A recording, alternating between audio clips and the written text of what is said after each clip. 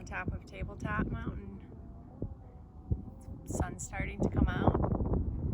It's a beautiful day. We're on top of the world. How's your hike going so far? Good. Feels like you're on another planet. It's rocky, some different kind of brush, but it's a nice easy walk up here once you're up here, not getting up here. How does this compare to Lion's Head hike? Oh, this is much more enjoyable. I don't feel like I'm gonna die. I guess that's a positive. It's a big positive. And they have coffee at the top, so that was nice. They don't have that in Lion's Head, which is that mountain over there. Yep.